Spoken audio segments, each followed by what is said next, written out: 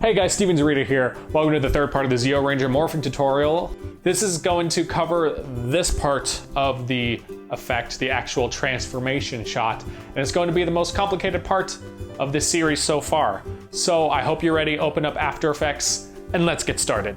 Okay, so starting off in After Effects, we've got some footage of me on a green screen morphing. I've got it in the comp, 1920 by 1080 are my composition settings right here, 23.976 frames per second, and a duration of 6 seconds and 8 frames, which is longer than our footage is, but we're gonna fix that in a minute. Now, I forgot to white balance correctly when I filmed this, so I do have a curves adjustment first, just to get a little bit of the excess yellow out.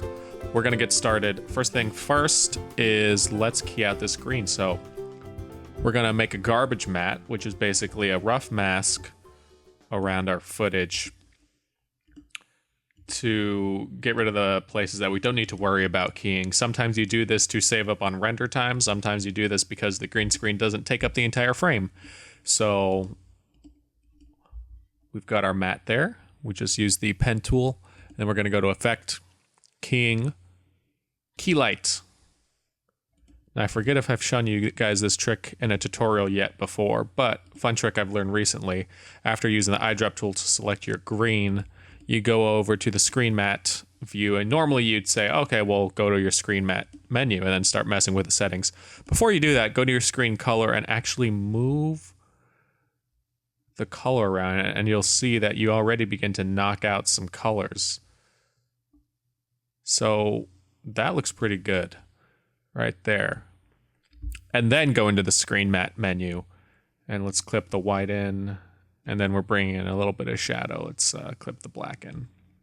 That looks good right there. Go to final result and go to your replace method. I like to toggle through all of them to see which one looks best. In this case, I think soft color looks best. It's getting rid of some of the little bit of a greenish reflection off of there. All right, so now we've got a keyed, handsome looking shot of me, and we're going to make a freeze frame. So what happens in the show is they'll say, Zeo Ranger 5, red. Do that motion right there, and whoop, there's a problem. Good thing we scrubbed through here. I should have been standing a little bit farther away from the green screen. This happens when you're too close and you cast shadows onto the green screen itself. So stand a little bit farther away.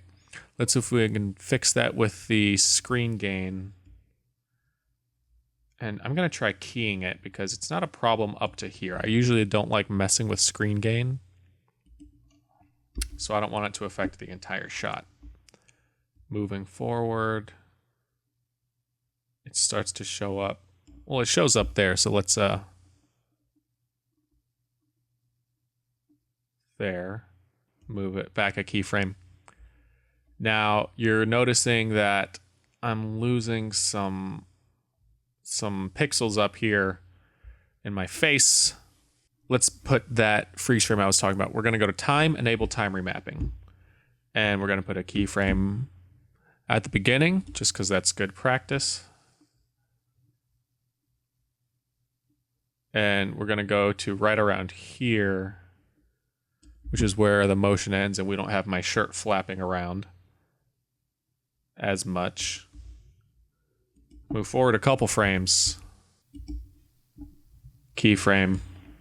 And we're going to copy that keyframe and put it at the very end. So everything between these 2 points is the same frame.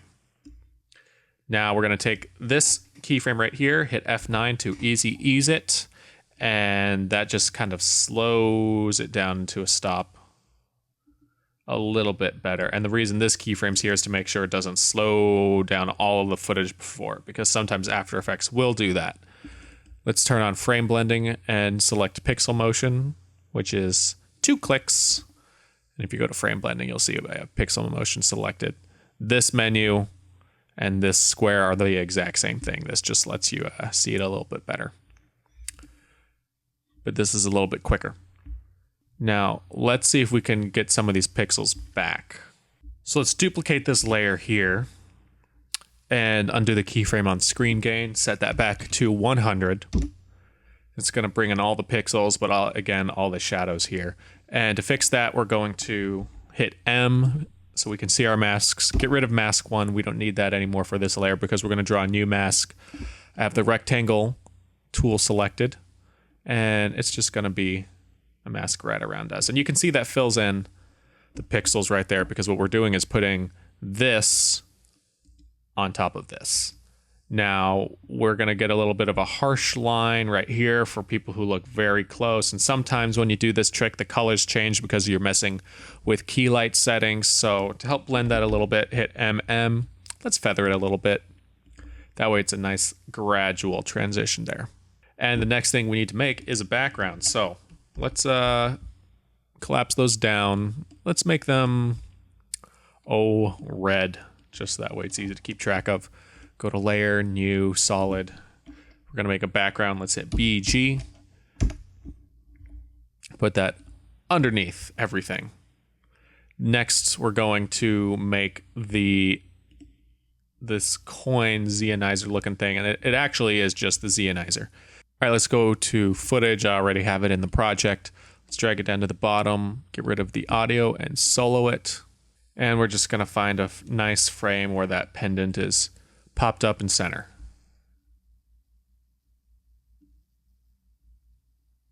Right there. There we go. Let's freeze frame that.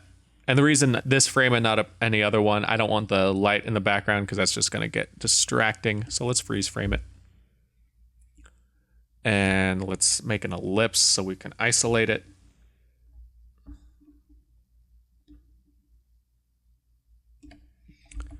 I'm using the ellipse tool, if you couldn't guess. And we'll move the anchor point to the center of the coin there. And we're going to move that to the center of the comp. Let's scale it up a bit. And let's brighten it up a bit. Let's get a curves layer up in here.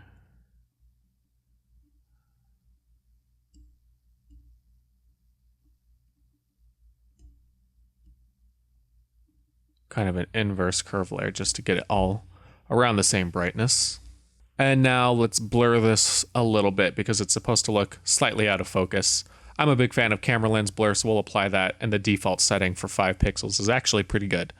Now it actually goes on top of the BG layer, not on the bottom, but when you unsolo it, there we go. That looks good, and you can see I'm off center. So let's select my 2 layers, hit V, and then center me up a little bit right there. Okay, next we've got to make the really cool flare that comes out of the pendant. And let's name that layer pendant. And I'm gonna make these, yellow, just to keep them organized as well.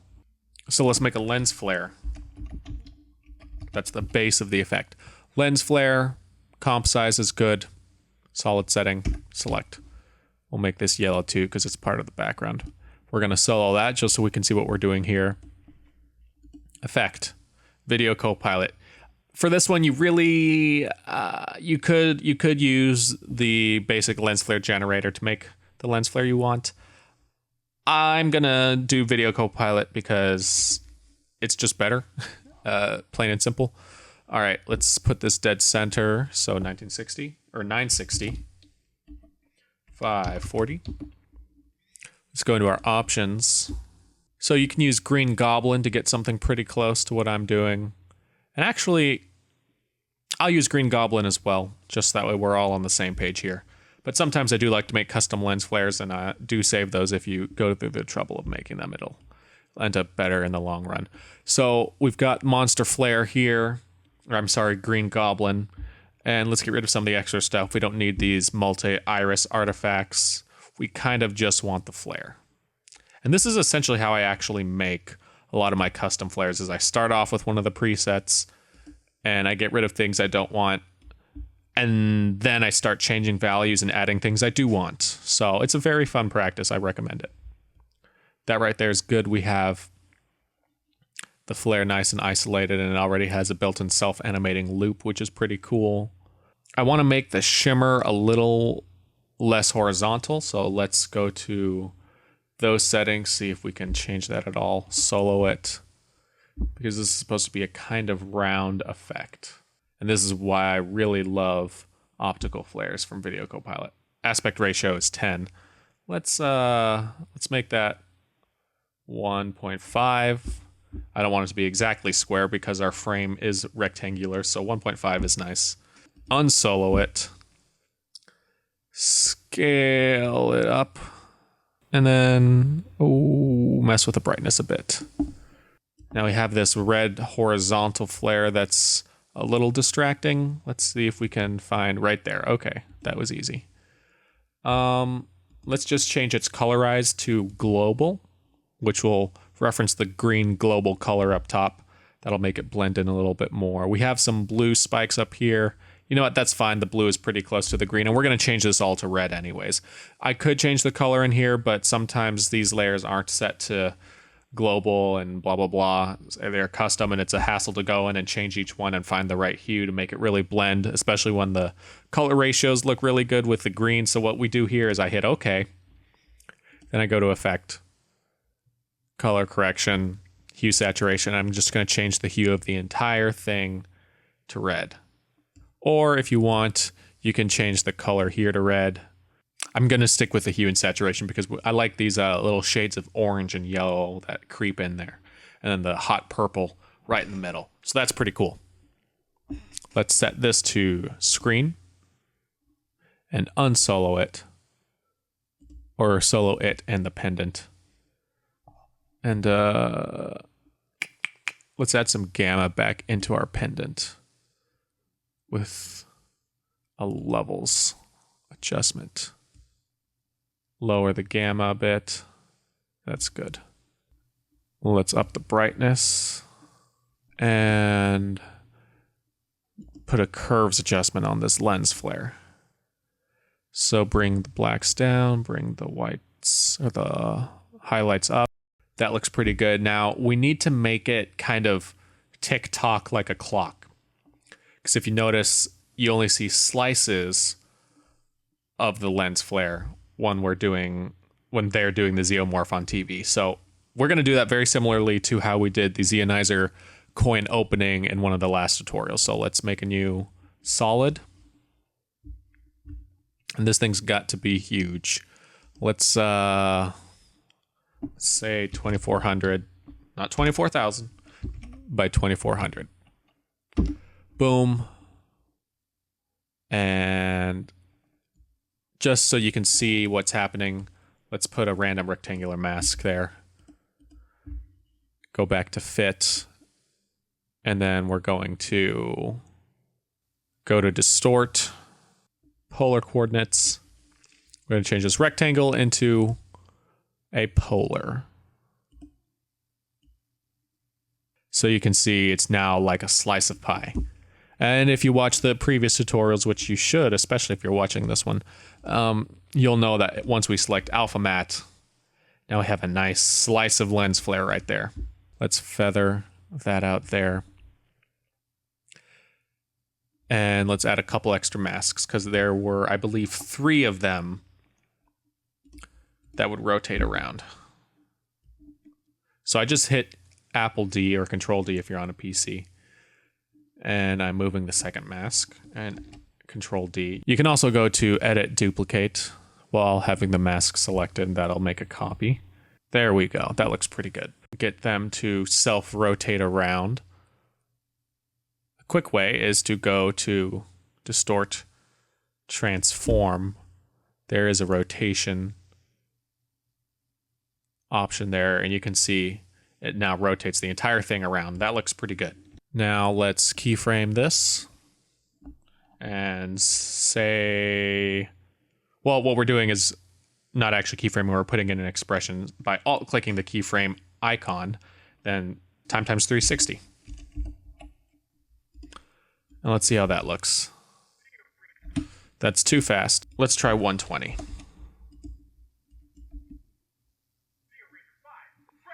That's a good amount right there. Now the original morph isn't this smooth. There's actually a little bit of stutter on this part. So we're going to go to time in the effects menu and posterize time. Posterizing color makes it to where there's less colors. Mosaic is essentially posterizing the resolution. So if you follow that logic, posterizing time lowers the amount of frames. So right now we have 24, so that should theoretically change nothing because we are already in a 24 frame per second comp. But if we go to, say, let's go drastic 6, they are now only 6 frames per second. So despite me dragging through all these frames, you see a lot less motion. Now, the number we actually want to use is 8. That looks good for us. And we are so close. Last thing I want to add is an echo effect. And we can pretty much use the default one right there. We're going to only have one echo time. This is how long before or after the echo begins, how many of those echoes it creates.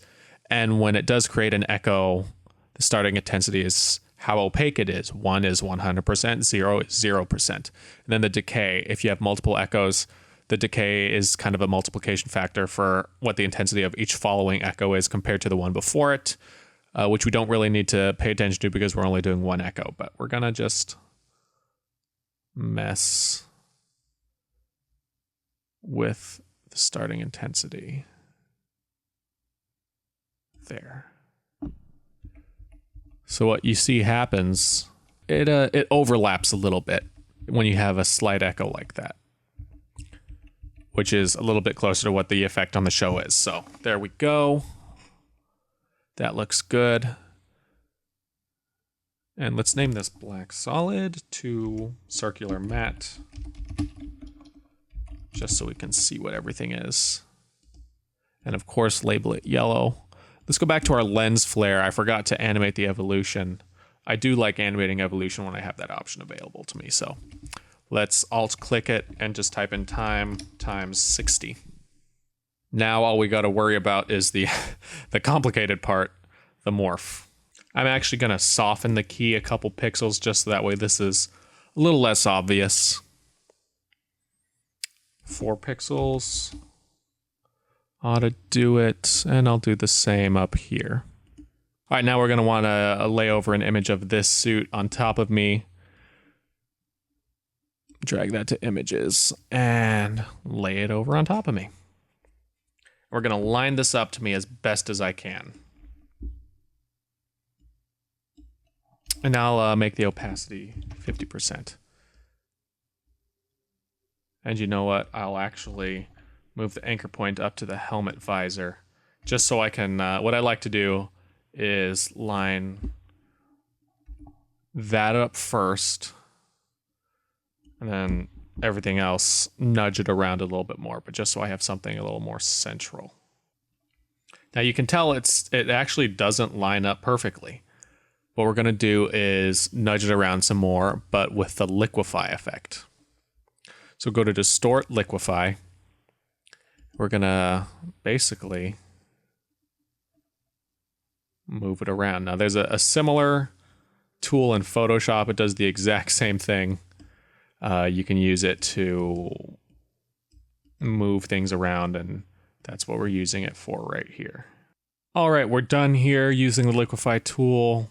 We've lined it up over me pretty well, actually. You can see a little bit of me underneath there in the armpit. There we go. That looks pretty good. I'm proud of how that turned out. Okay, that's good. So this is what's going to morph onto me, and we're going to pre-compose that, and we're going to call it suit pre-comp. And move all attributes into that new composition. And even though the suit is red, I'm going to make this pink just so I can differentiate it, because those layers are going to be a lot to hassle. And if you look closely, you can see this area looks kind of warped around the cuffs, but that's unfortunately what happens when you don't actually own the suit to use in the tutorial or skit. And in here, I'm just going to do a little bit of color correction. It's could look better. There we go. Nice. Looks a little bit more vibrant, pops a little bit more. Now we've created this suit layer that goes on top of me. We also need to create the grid that appears in the shape of the suit. So we're going to go back into our morph comp, duplicate, or actually, we're going to find this comp in the project, duplicate it. We're going to call it grid pre-comp.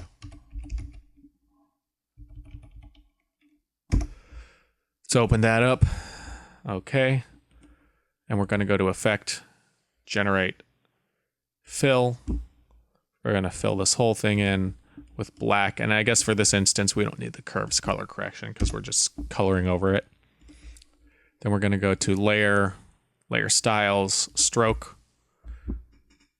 and put a green outline on it. So let's select a hue of 120. There we go. Let's make the size 5 pixels. That looks good.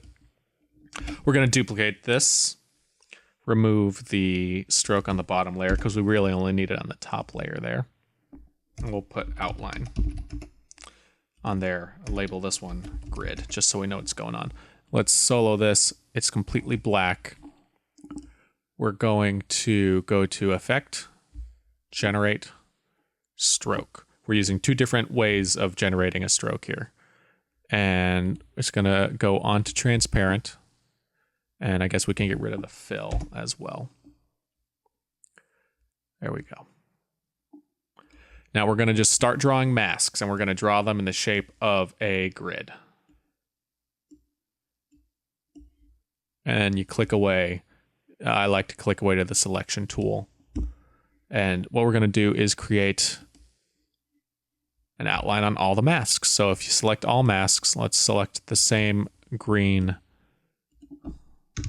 hue and put the brush hardness up to 100.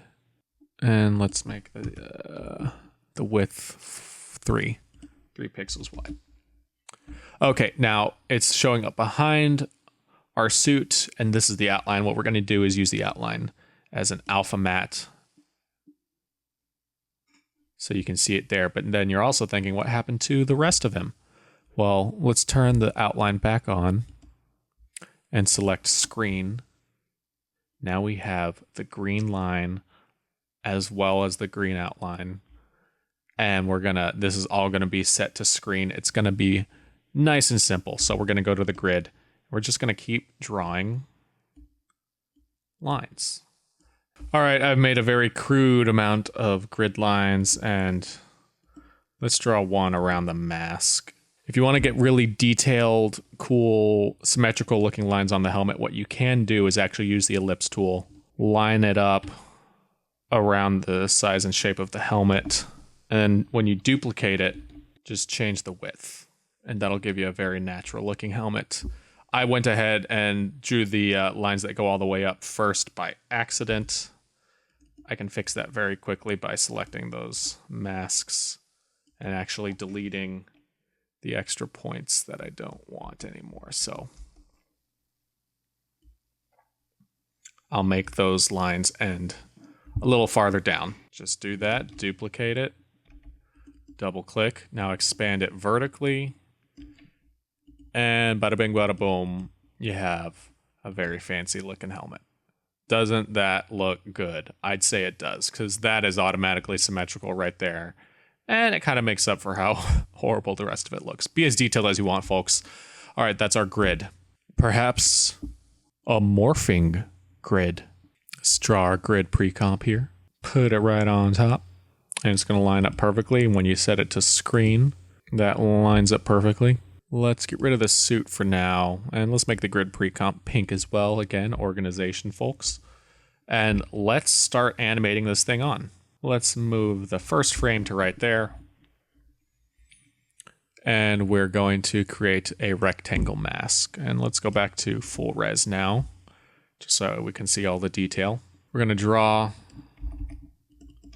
a rectangle right around my eyes. That's where it's going to start. Now let's hit MM, mask this rectangle out. 40 pixels looks good. Keyframe the mask path. Move forward, let's say 7 frames. You can be as specific as you want if you want to reference the original show. And that looks a little harsh. I'm actually going to lower the opacity some. It's bright, but we don't want it that bright. Let's try 66. There we go. That looks better. Not as harsh. Now we gotta start working on how this thing appears. It kind of appears via a linear type transition from the bottom up, except the complicated part is that there is an energy buffer that kind of stimulates that transformation. So let's make that. All right, we're gonna need a new comp. And we're gonna call this energy transition. 1920 by 1080, all that fun stuff. Bada bing, bada boom.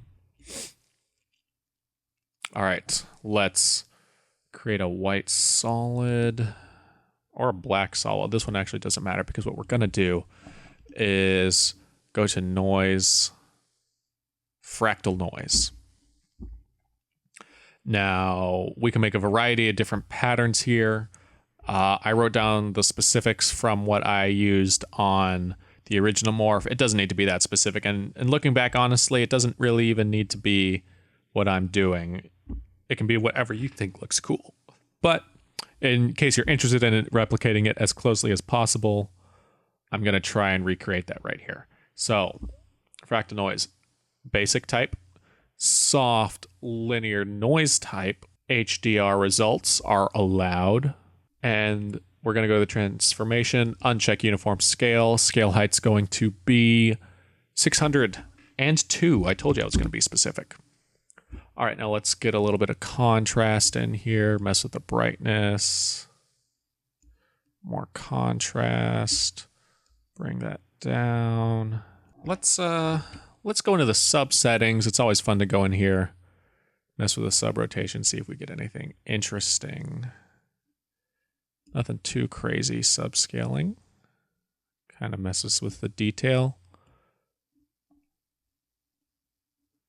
Let's move the sub influence to about 63. I didn't change it much. All right, so that's not really changing too much because I have the basic fractal type. If I was in something like dynamic twist, then we'd be getting some interesting stuff. But that looks good. So let's, I originally didn't, although I like to usually, so I'm going to now. Let's put an expression to self-animate the evolution just because I like to do that. Makes it a little bit more interesting, a little bit more dynamic. The difference is small, but it's there in the final product because we're not going to see this. This is just kind of to drive the rest of the animation. And let's create a new solid. And it doesn't really matter what we call this one.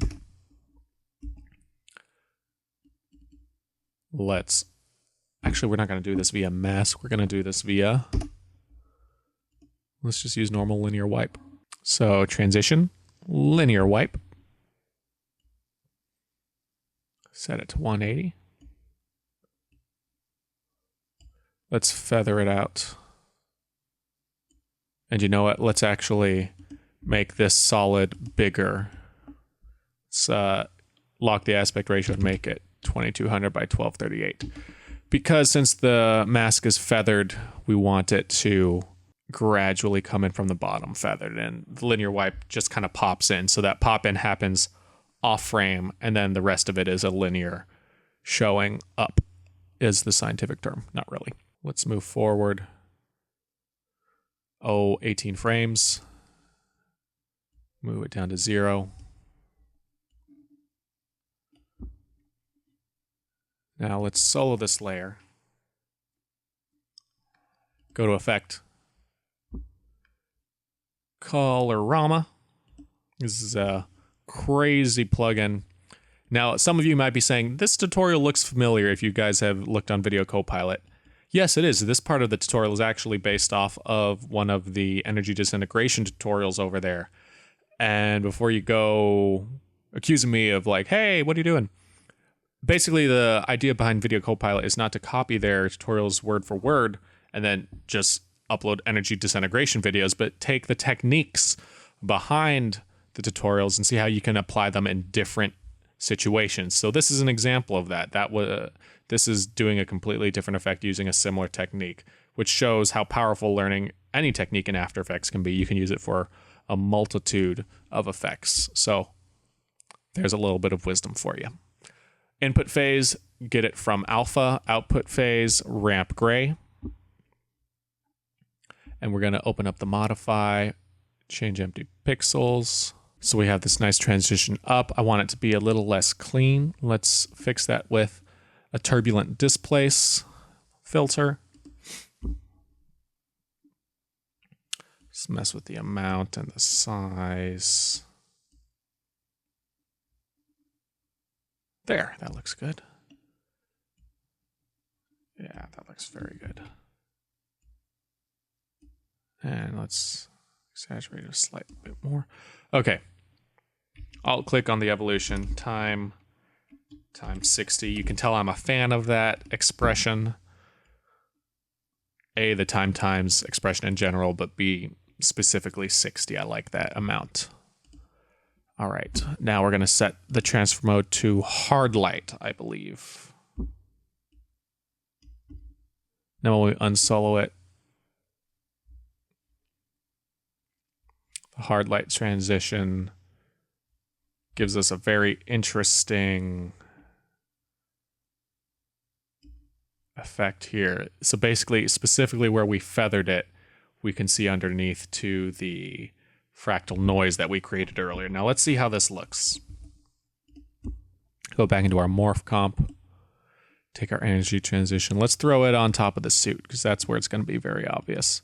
And we're going to select Luma Matte and right around there.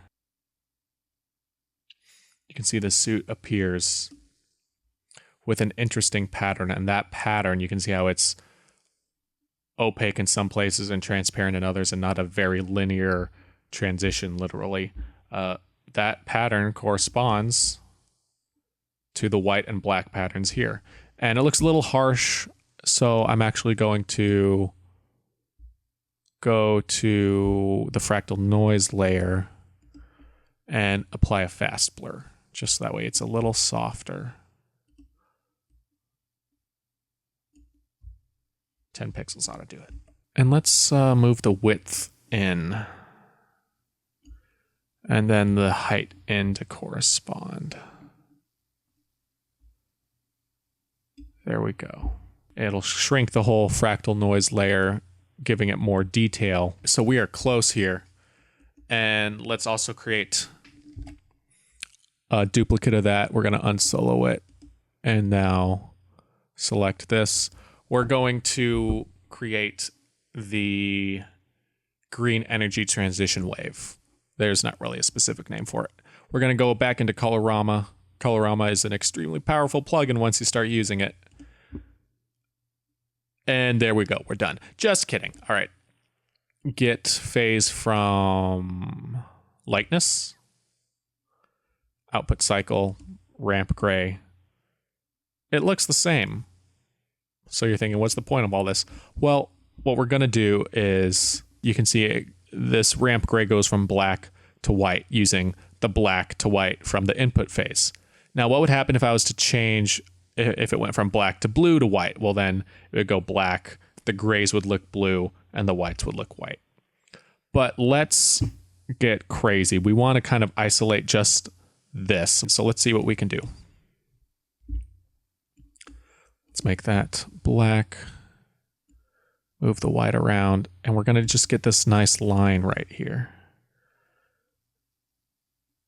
And we can move the black points around.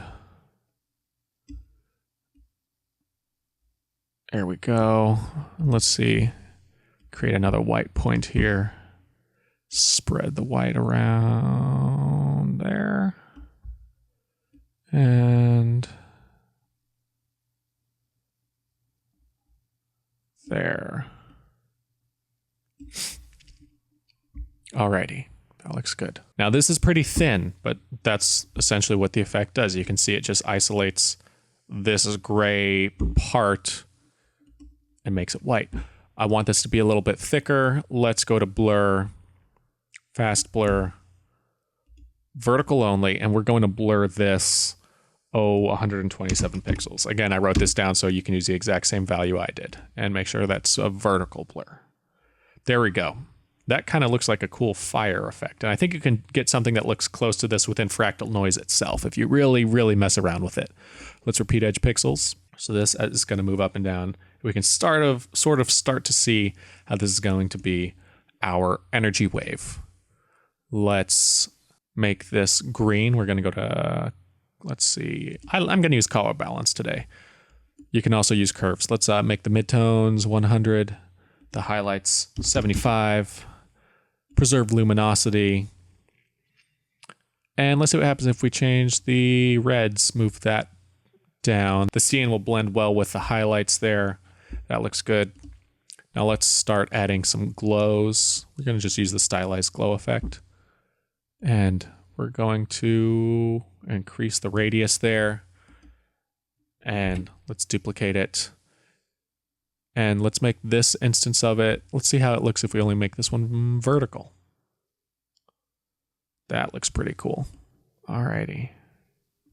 Yeah, that'll work really well. All right, now we only want this glowing transition to appear on the suit. So how do we do that? We get rid of the track matte of the suit. We duplicate the suit, get rid of the track matte, put the duplicate on top of the energy transition. And these should really, you know what, these transitions, we're going to color these green. So that way we know where those are. And we're going to put the energy transition on top of the suit pre-comp, select alpha matte, or I'm sorry, the energy transition below the suit pre-comp, select alpha matte. And you can see now it's just in the shape of the suit. Although I don't like this hard edge, so what we're going to do, and it kind of ruins our glow that we've built, we're going to go to the suit pre-comp, go to blur, select fast blur, make it a horizontal blur. Let's repeat edge pixels just to be nice and neat. And let's blur this 124 pixels. That way the glow kind of dissipates off a little bit and we have a nice looking effect. Let's solo energy transition and suit pre-comp. And let's make the energy transition screen. There's the suit. It appears as the wave moves up my body. Pretty sneaky, sis. Energy transition. And we're gonna rename this energy wave, just so we can differentiate it between energy transition, because the energy transition we're also going to need to put on the grid suit pre-comp, because the grid suit has to disappear. Now we use, what did we use? We used a Luma matte to make it appear, to make the suit appear. To make the grid suit disappear, we're going to use the Luma inverted matte because we're trying to do the inverse. So we're going to put the grid right on top of my footage, the red layers right here. And then the suit's going to be on top of that. And then the energy wave is going to be on top of that. We're going to move these off to the side. 1, 2, 3, 4, 5, 6. Well, let's do 6 pixels. Why not? Or 6 frames. And then just that way After Effects has less to render. Let's move these over as well, because those don't appear until these appear anyways. The suit starts to appear, the grid disappears under it.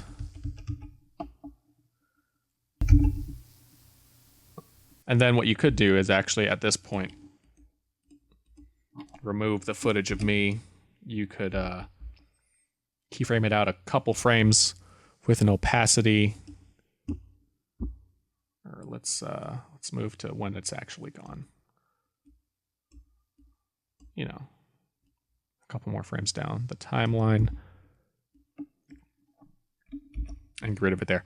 Or you could also take the suit pre-comp, put it on top, and do Luma inverted mattes like I did with the, what was it? You could take the energy transition, put it on top of these, and select Luma inverted like I did with the grid.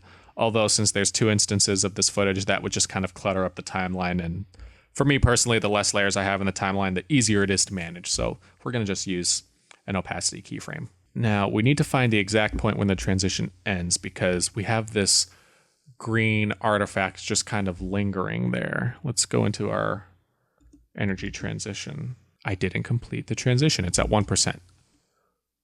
0. There we go. Let's see if that fixed it.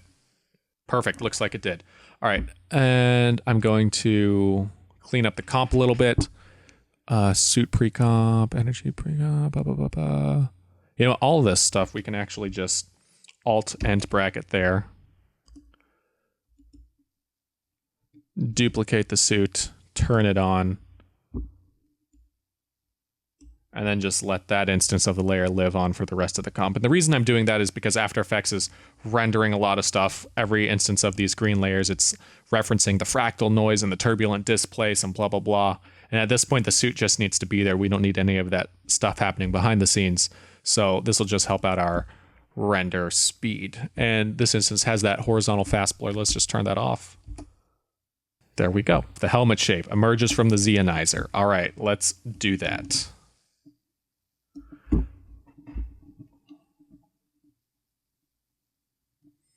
So we need to draw a star to match this.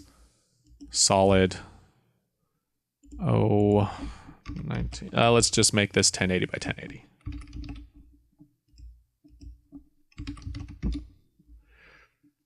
Let's scale it down. Put it right over the star on the visor. And you're going to do this with every single shape if you want to do all 5 morphs. And you're going to trace each shape individually. So we're going to trace the star. And the reason I made a big solid and then shrunk it down is because we're going to keyframe that up in a second. All right, there we go. We got a nice black star. Let's use that same stroke effect we were using earlier. Select red, all masks, on transparent, brush hardness 100.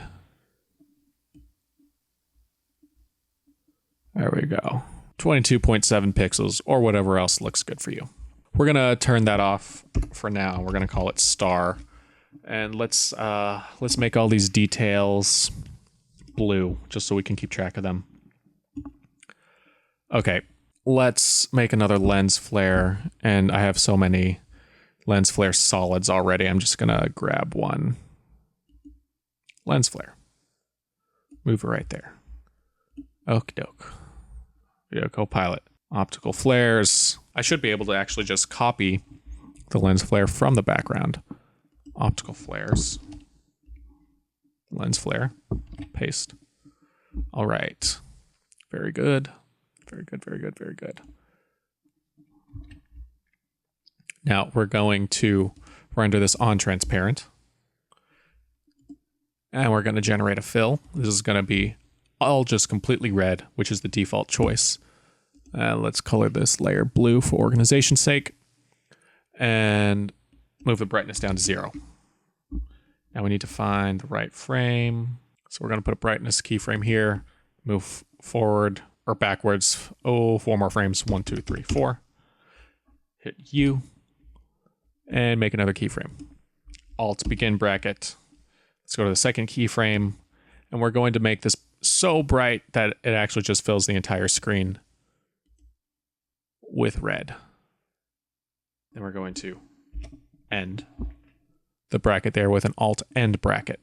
And you can do the same thing by selecting the end of the layer and moving it around. We're going to set this to screen. The position should actually be the Zeonizer. And let's keyframe the position and move to the beginning because my Zeonizer is probably going to move a bit.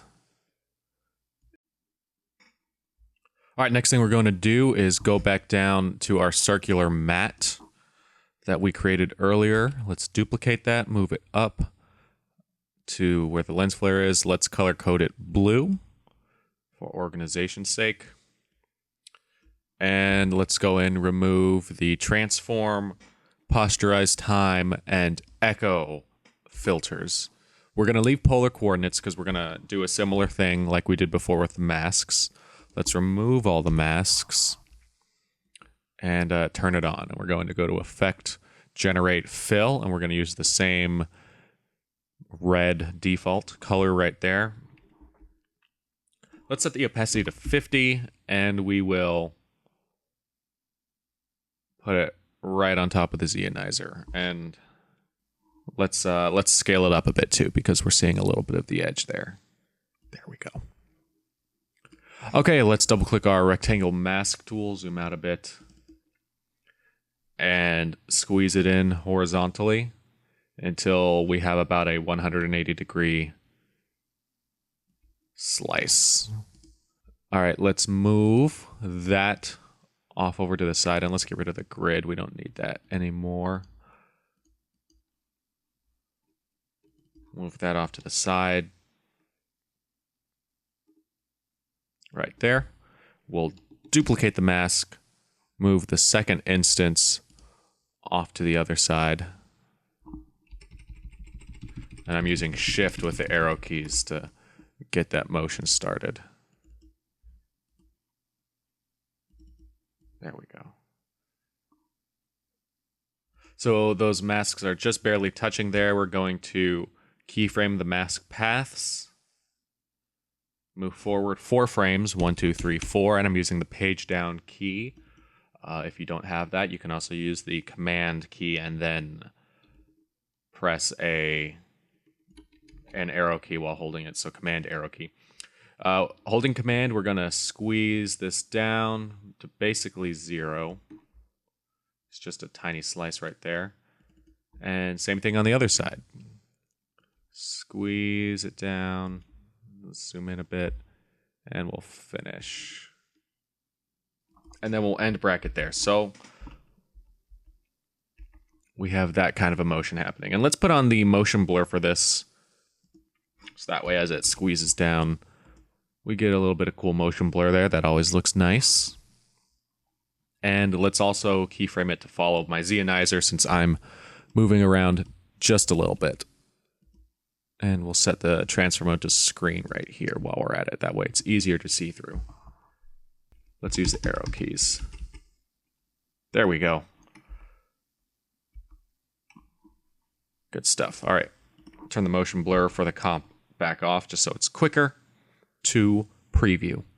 Alrighty. Zeo Ranger 5 red, lens flare, dissipates away. All right. Now we have to put this star detail in, which we made earlier. We're going to turn it back on.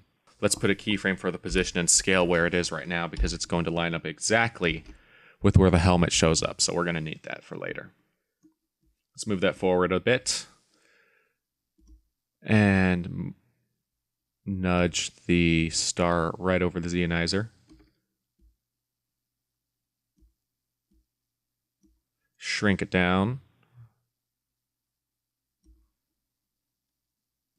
And then in the midpoint, right where it's crossing over my arms, let's scale it up and nudge it right over my arms there too as well. So that way the shape shows up really big in frame for just a little bit. We're going to select those 2 keyframes and hit F9, easy ease.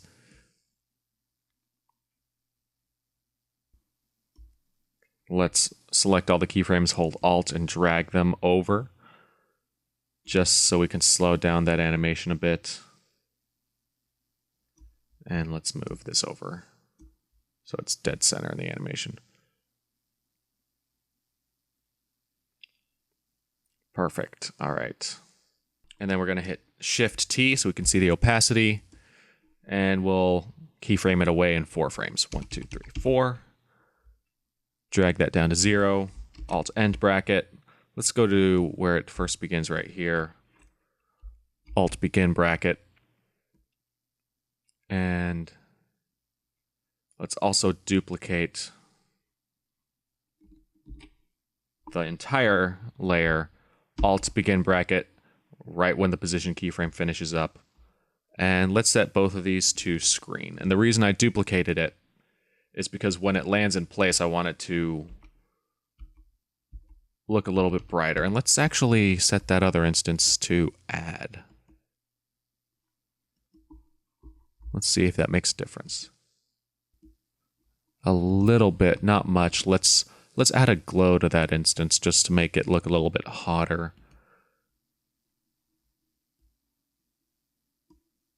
There we go.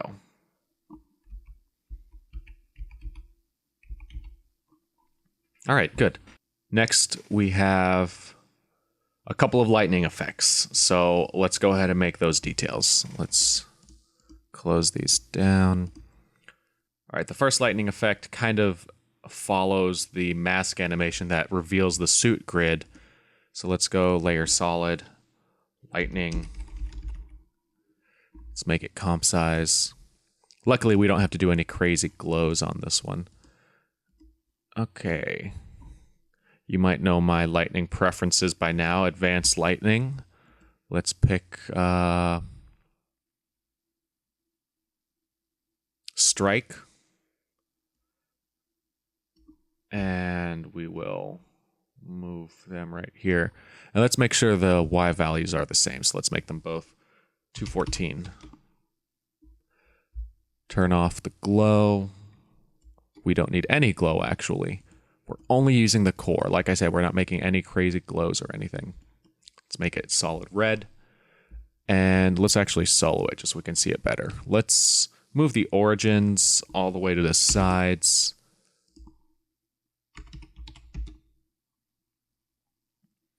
Let's up the core radius so it's thicker. Let's go to 4. Let's try 6.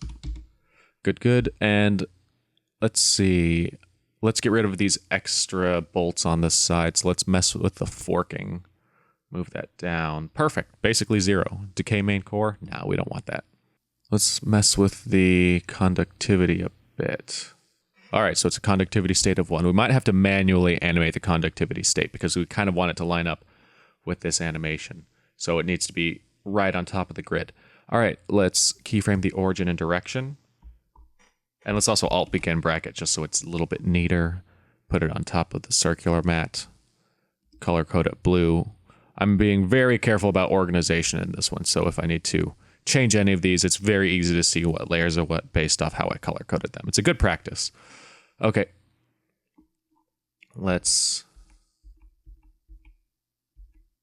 move forward in the comp until the grid animation's done and just move this layer down to match. So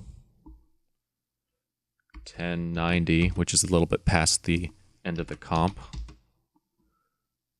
And then let's see how that looks. That actually looks really good.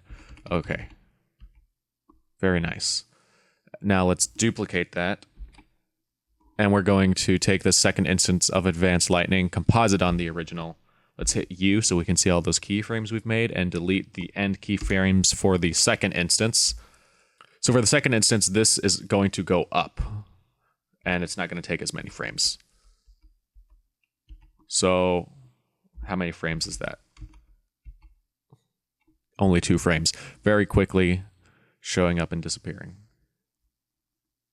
Let's move that up. Let's just make the Y values both 0. All right, good. So we have this lightning that splits into 2 pieces and follows the grid as it transitions on. Great. And let's alt end bracket at the end of those keyframes right there. And let's grab our suit pre-comp that we've been using as a alpha mat and throw it on here. Guess what? We're going to use it as an alpha mat. That way the lightning, and we'll drag it over, only appears where the suit was. And I think this instance has the fast blur.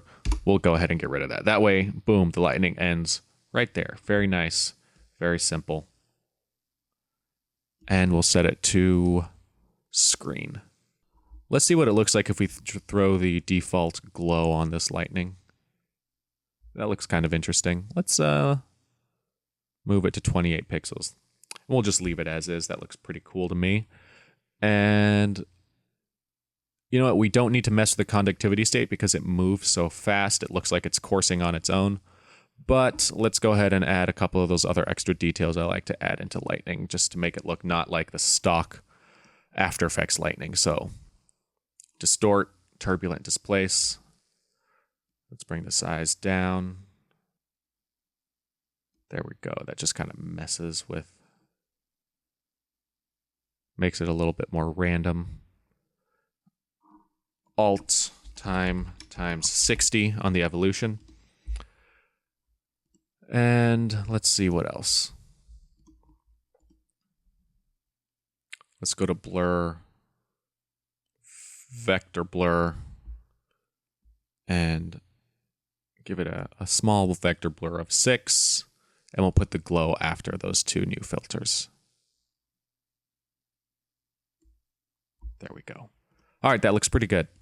And the nice thing about doing 2 instances of lightning in the same layer is we don't have to do a second instance of soup pre-comp, and we don't have to do second instances of turbulent displace and vector blurs and glows.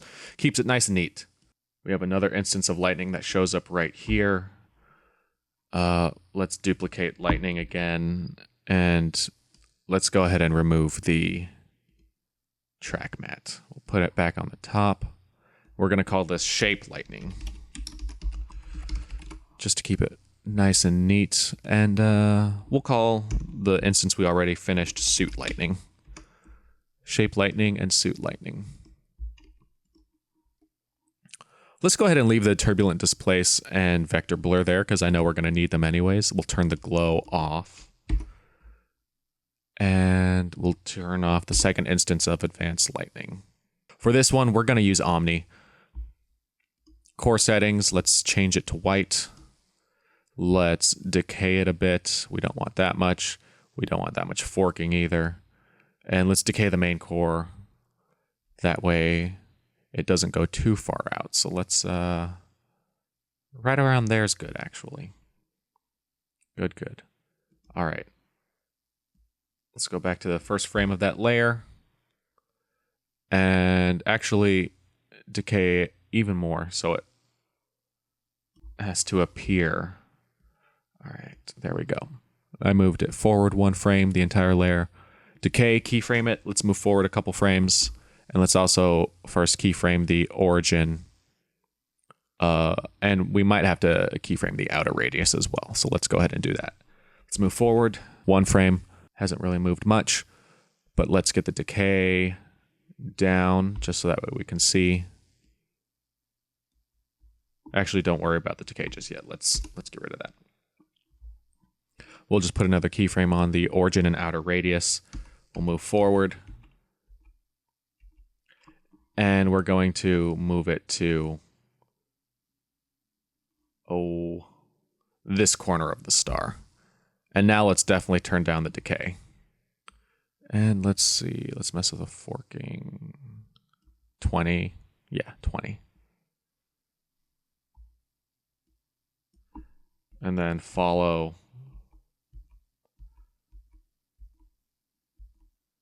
that corner in. And we're actually going to, as it follows in, move it to this part of the corner. We'll keyframe the outer radius, or I'm sorry, the decay. We have that middle keyframe. Let's go to the end and we'll bring it right back down.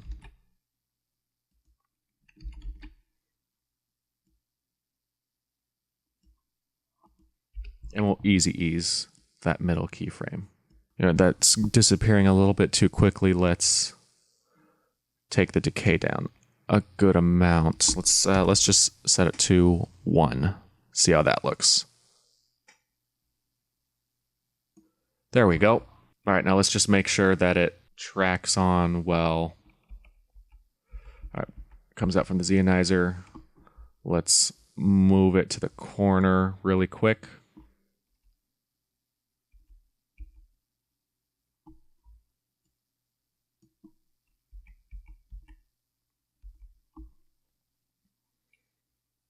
Let's actually easy ease that origin. That way it follows the animation a little bit easier for us. There's a reason they call it easy ease, although easy is not actually the reason. Well, it does say easy ease, so maybe it is. And then we'll alt and bracket there. We're going to duplicate the advanced lightning. And in the second instance of it, let's hit U a couple times. And we'll collapse that instance. We're going to make it time times 6 plus, random number off the top of my head, 37. And we're going to composite on original. So now we have 2 instances of lightning. Now the second instance is going to go to the opposite corner right here. And we're just going to change where that goes.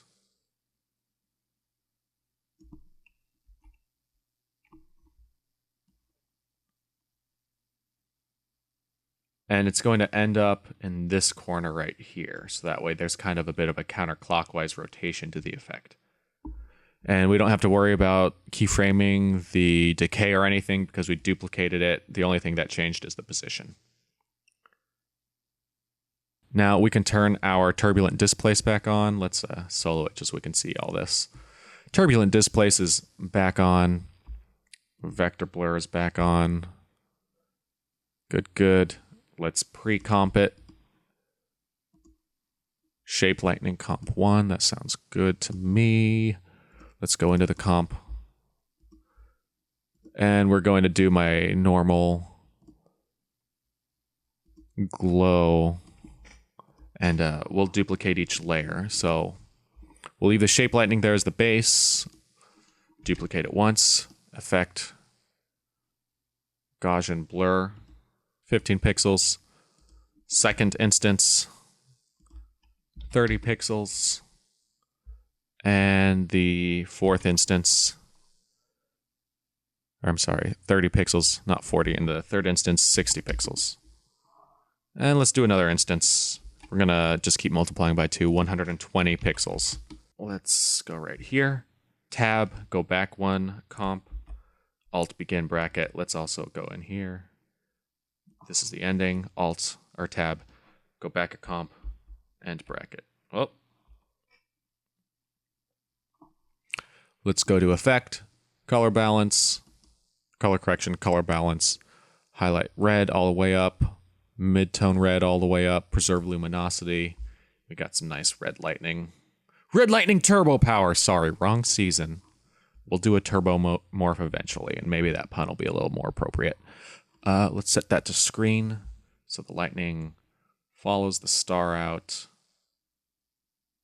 Cool. So the suit's material is done right here. And let's let it show up there for 1 frame. And we're going to trace out some of these finer details. Because when the suit finishes appearing in the show, then we get some nice lights that go pew! Really nice. Okay. New solid. Tracing. Because that's what we're going to be doing. And let's turn that off. And let's make these top 2 layers blue. I'm leaving this suit pre-comp pink because all the suit pre-comps are pink. That makes it very easy to pick those out. All right, tracing, we're going to begin that layer right there. And let's select the pen tool. Basically, as the title of the layer suggests, we're just going to trace some of these details. Very similarly to when we traced the suit. So click away, begin a new instance. Trace, be as detailed as you want. Very cool. So I finished up. I've just traced some random masks over pieces of the design. Let's get this G while we're here. That looks kind of cool. We're going to go to our good old buddy, generate stroke.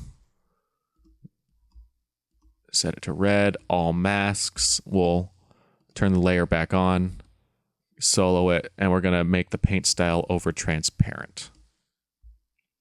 Now, if I turn off the toggle masks, we can see we have a little bit of the design right there. And let's up the stroke size to 3. Now, what we're going to do is keyframe the start and end. So if I move the end around, you can order that I created them. Now, if I uncheck stroke sequentially and then do that, you can see all the masks are animated at the same time. And that makes for a really cool animation. And it's kind of a, when everything's happening in this morph, it's a little bit overwhelming in a good way. It looks like a lot of things are happening, which is what we want. So we're going to move the end down to 0. click the keyframe, move forward 6 frames, 1, 2, 3, 4, 5, 6, move it to 100.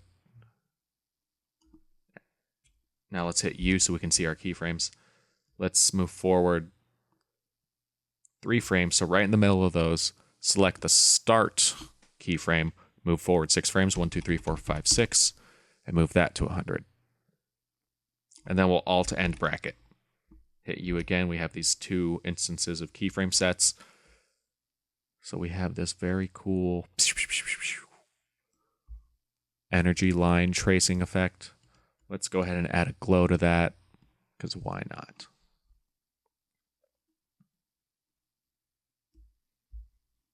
That default glow looks pretty good. Let's set this one to add. Let's unsolo it.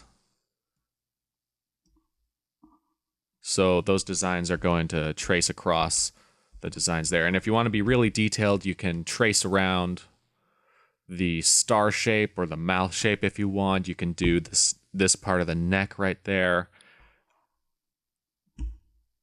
We are going to do some stuff with the star shape right now. So new solid 1920 by 1080, that's good. Okay. And similarly to like we've done a couple times earlier already, we're going to trace over the star. Basically what we're going to recreate, and let's show you in this instance, is the helmet shine. So you see right here, we get a little energy shine that goes whoosh, whoosh. And it's different for each shape. So for this one, I just keyframed 2 masks going across, and then I added in some glows. It's a fast blur and a glow. So actually, yeah, maybe we should. Let's trace over the star while we're here. We might as well make a cool stroke effect over that as well. And the nice thing is once we finish, the stroke effect will automatically apply itself. We can already see it happening right there. Very nice. And actually, let's go ahead, let's change that to white. We want the stroke to be white, and then just the glow to be red. So, glow colors A and B, red, and red. And let's up the intensity by moving the threshold down to 0. There we go. And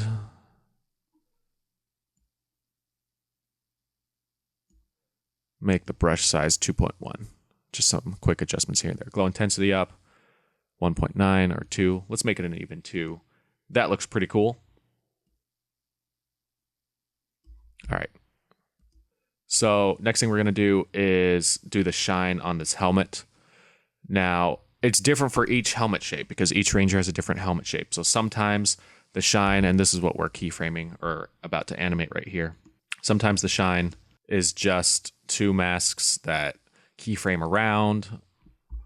Sometimes it's a little bit more complicated. So for Zeo Rangers 1 and 2, you basically keyframe a mask or 2 around in the shape. For Zeo Rangers 3, 4, and 5, the shapes are a little more complicated. You can make it however you want. I'm pretty sure you can figure out how to do this. Like I said, you just have, let's show you. We have 2 addition masks, and that are these blue masks right here. And then there's a subtraction mask. And that's the subtraction mask with the inverted switch, keeps it bound to the shape of the visor, which you'll see once it loads in a second.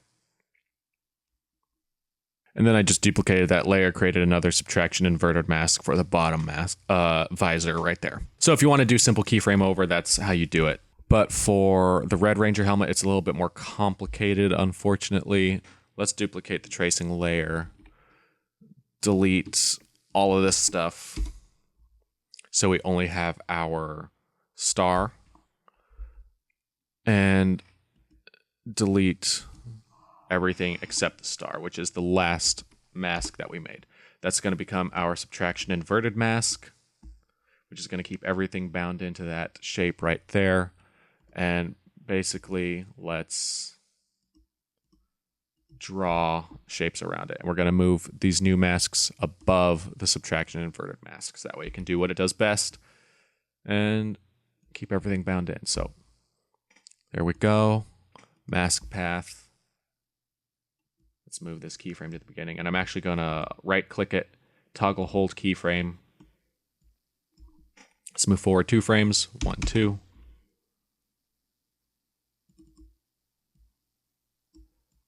Rotate this around.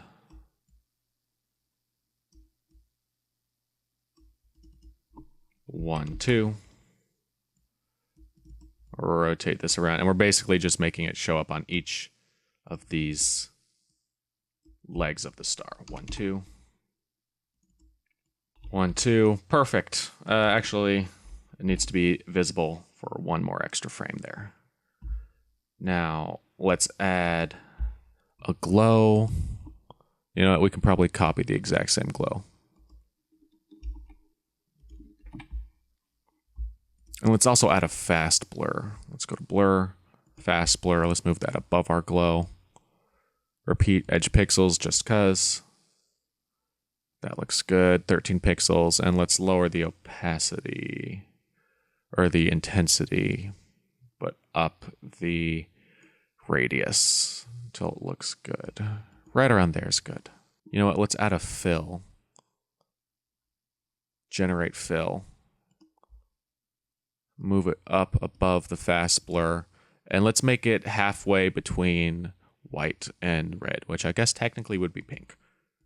Just so it's a little less harsh on the color there, because since that shape is so big, I don't want it to overpower the effect. Cool. And you know what? I believe that is it. That is how you morph into a Zeo Ranger. Now, this is Zeo Rangers 1 through 4. If you want to do the Red Ranger morph like I'm finishing up right here, there's one more effect. So Zeo Rangers 1 through 4, you're done at this point. Zeo Ranger 5, he has particles that come down, and we're going to do those particles right now. So let's go into our energy transition comp. This guy right here.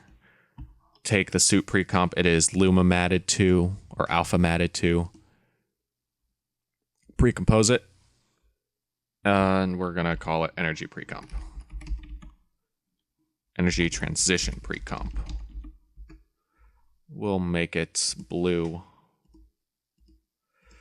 We're going to go in here, go to energy transition, right-click it, time, reverse layer. So now this goes from top to bottom. Might not make sense right now, but just trust me, this will in a bit. Let's go into layer, new, solid. Particles will be the name of this new layer. 1920 by 1080 is good. Go to effect. You could use particular if you want. I'm going to use the stock particle generator so that way everybody can do this. CC particle world. We're going to move the producer up. You could get a lot of very interesting effects from this. All right, cool. And we're going to make the particle a faded sphere, and we're going to make it the same greenish hue. And 00FF22. Let's copy that color code right there. And let's go to the physics. Let's make the gravity -2. Very fast, very dangerous, like pod racing. Move the Y radius down and the Z radius down.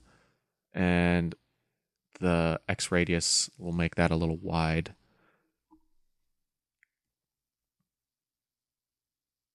Let's also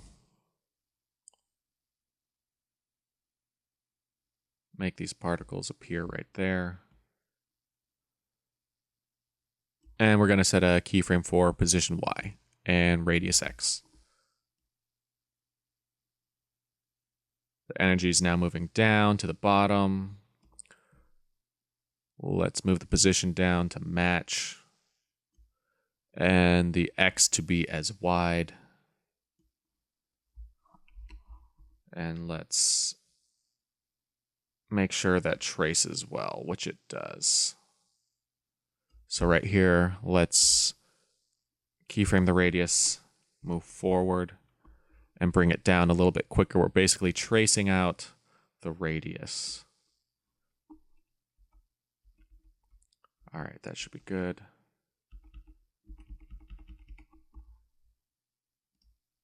Let's solo just the particles right now. We have these particles flying up. Let's turn on the motion blur and see the motion blur for the comp there. All right, that looks pretty good. Velocity even higher, 1.5. These need to be moving pretty fast. And then once we get to the end right here, we're going to just turn the birth rate off. And actually, we'll move this forward a frame just. And then they fly away. And we'll end bracket right there.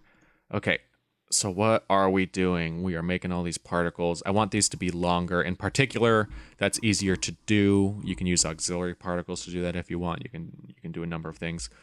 In here, we don't really have that option. So actually, first, let's make sure that the opacity map looks good. We want these to fade in and stay on. And the max opacity should be 100%. There we go. So they slowly fade on, but then they stay consistent.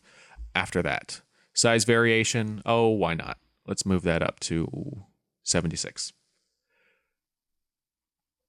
Now let's go to effect, time, echo. If you use echo on particle world, you can make the streaks a little bit longer. You can see that's already happening. Now if I turn it on and off, you can see that a lot of the particles, I'm looking at this guy right here, isn't connected with his echo. So if we move the echo time around, so if I make this 0 there, 0.003, that's too small, 0.009, there we go. I basically want to make these streaks double the length that they are, so 0.02. There we go, and let's make 2 echoes. That looks good. So before, after, much longer. That's going to be much better for the effect that we're looking for. All right, let's go to effect, stylized glow.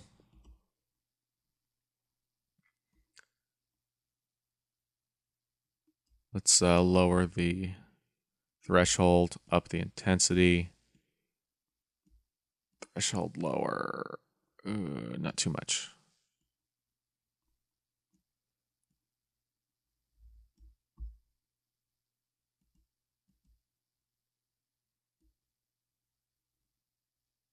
All right, that looks good.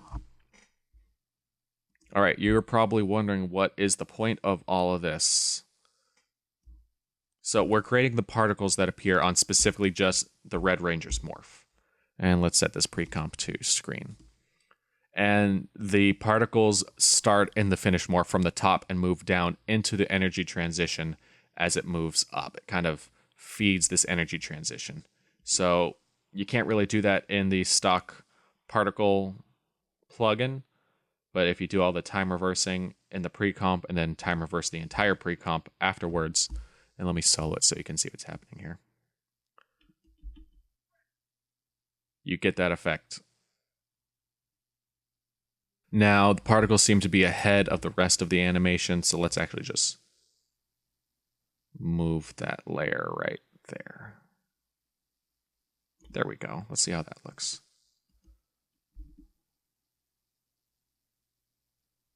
And it looks like they're feeding the animation. Let's cut the particles off right there. So this is where they begin in the comp, but since we're doing all the time reversing, that means they end right there because that's the end of the effect. And let's set these particles to screen just so they blend a little bit better. There we go. We see a little bit of the highlights underneath show up now. And now we have to move this whole thing back in line because of all the time reversing. Things have kind of moved around.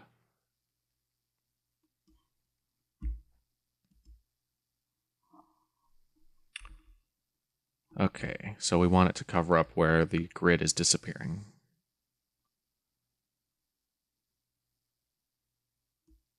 Let's see how this looks. All right, there we go. It's back and lined up. And let's alt begin bracket right here. We'll actually fade the particles on just that way it's not super jarring. 1, 2, 3, 4, 5. fading them on, and then they feed the effect. Now, in the original show, when they're fading on, it's a still frame, and then they move down. You can do that. You can split this layer, go to the bottom instance, and freeze frame it if you want. Time, freeze frame.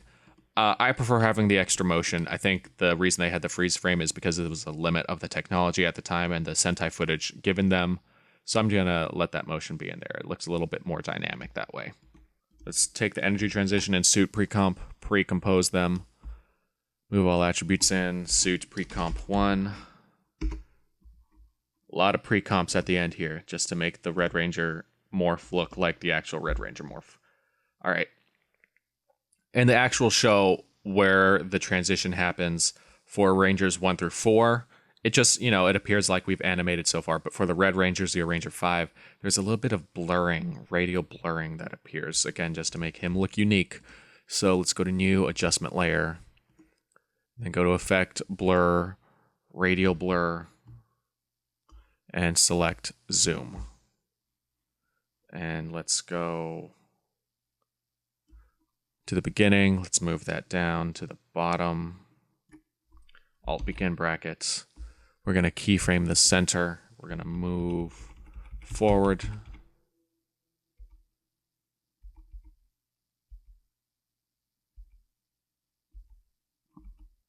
And we're going to move the center up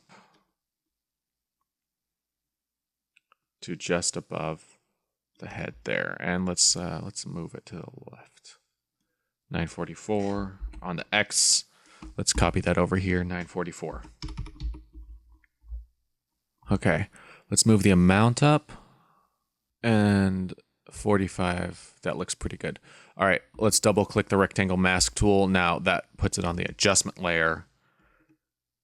And it's default set to add, which is what we want. And we basically only want to affect this top portion as it blurs on. So mask, add.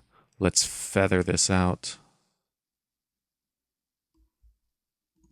And at the beginning, we will bring it right down to the bottom. A little bit farther down, too. Mask path is keyframed. We'll move over here and move it up to the top. So ideally, there we go. It's only radial blurring this top portion as it appears. Perfect. Now we're going to copy this because we're going to need it for a couple other layers. Tab. Let's go back into the morph. We're actually going to put the suit pre-comp on top of the energy transition pre-comp. Just because the suit appears that way a little bit more in the TV morph for the Red Ranger. And then let's go into the energy transition pre-comp. Paste that layer that we just made. Time reverse these keyframes because this is a time reversed comp. And on this instance, I think we're going to set it to subtract. Yeah. And let's actually place this below the particles. There we go. So that way the particles don't get blurred any more than they should. Just this energy bit. And I offset it 1 frame just so I can get a little bit more of that radial blur down here. Let's offset the radial blur as well. See if we can get it underneath the mask. We might have to offset all of it. So let's move the mask over as well. Or no, let's move the mask right there. Interesting. All right. Let's give it a little bit more blur, but then also go in color correction curves. Let's mess with the alpha just a little bit.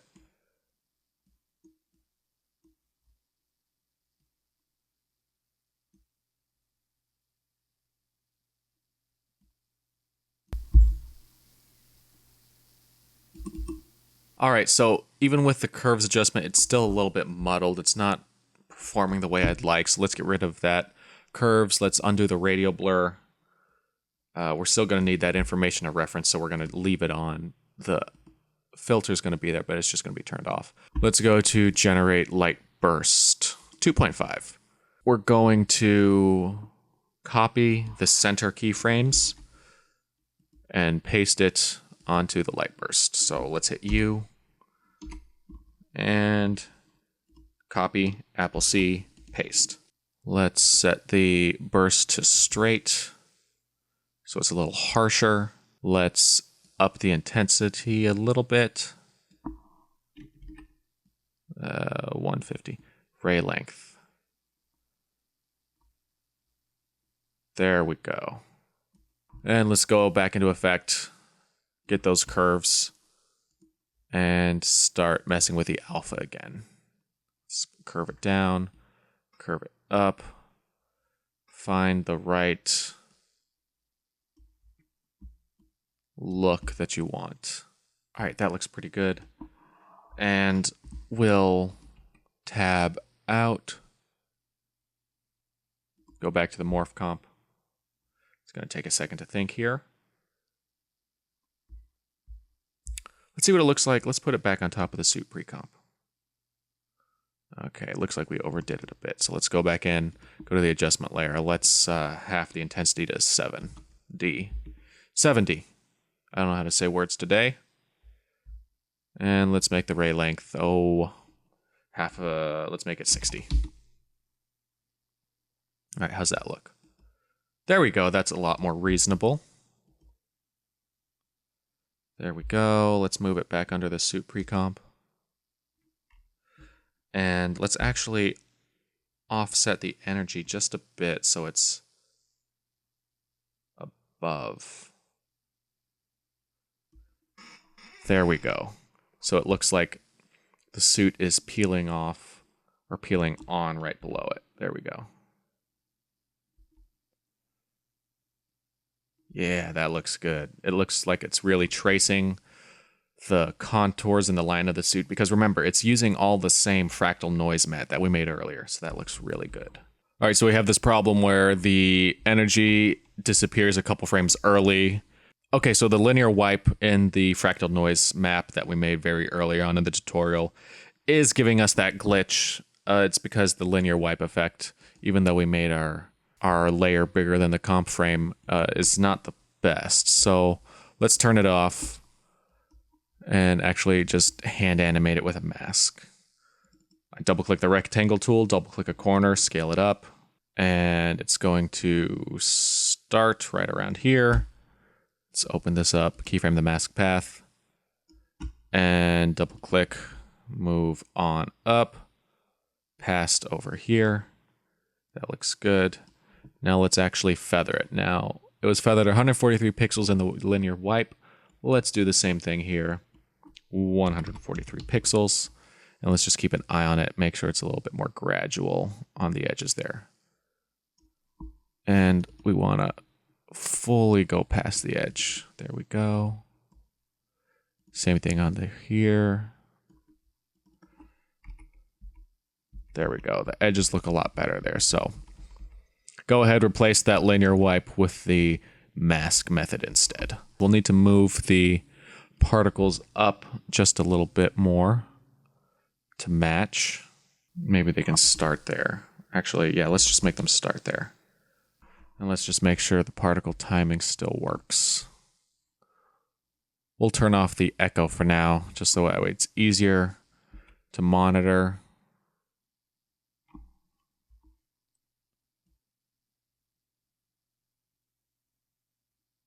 There we go.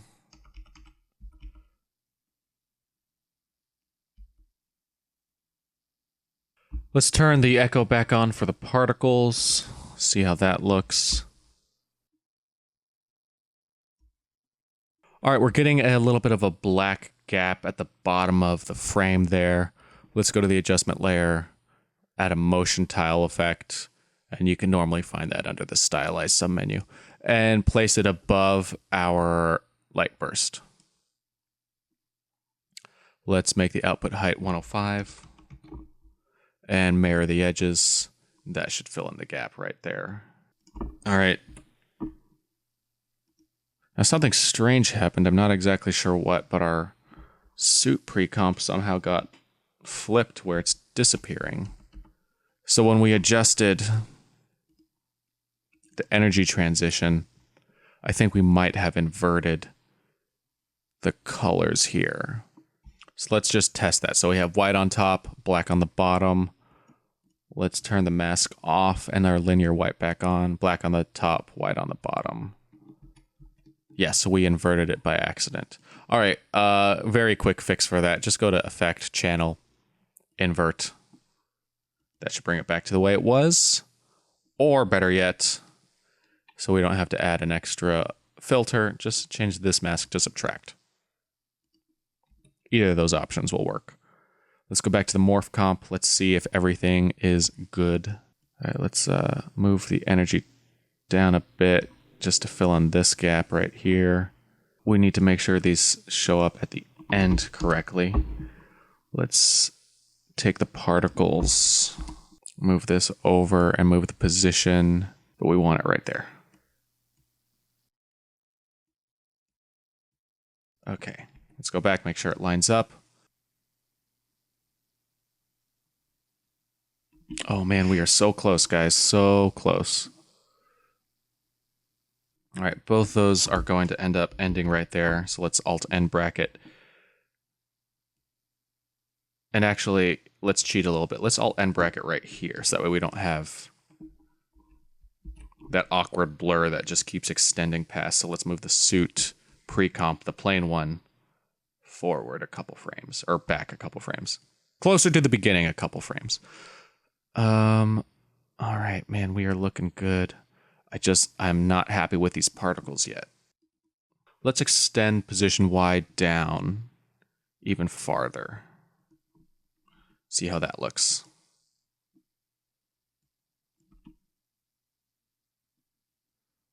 Oh, beautiful.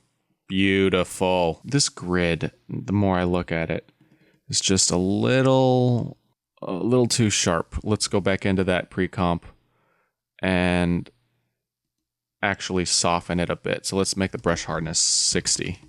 We'll fast blur the outline a little bit to match. Repeat edge pixels, let's just blur it 1. Really quick, I just realized that the red lightning turbo power, not that red lightning. I just realized it could use a little bit of a fast blur, so we're gonna go add that fast blur. We're gonna move it above the glow. And repeat edge pixels, just because. There we go. That looks a little bit better. It was looking a little too harsh before. Make sure that the lightning that appears along with the suit grid is set to screen. So just make sure you have it set to screen or add. All right, I'm gonna call that a finished effect right there. That looks pretty good. You can tweak it as you want, make it slower, faster, whatever works best for your video. Thanks for watching this series, guys. If you have any other ideas for effects you want me to cover, please let me know in the comments below and give this a thumbs up if you enjoyed this. If any of you go and make your own Zeo morphing videos based off of this series, please send them my way. I'd love to watch them and share them with everybody on my social media. I remember watching Power Rangers Zeo now 20 years ago, and ever since then I've wanted to do this effect.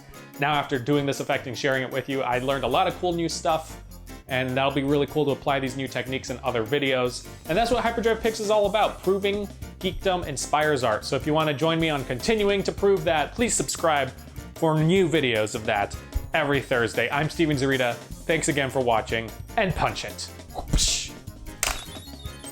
First try.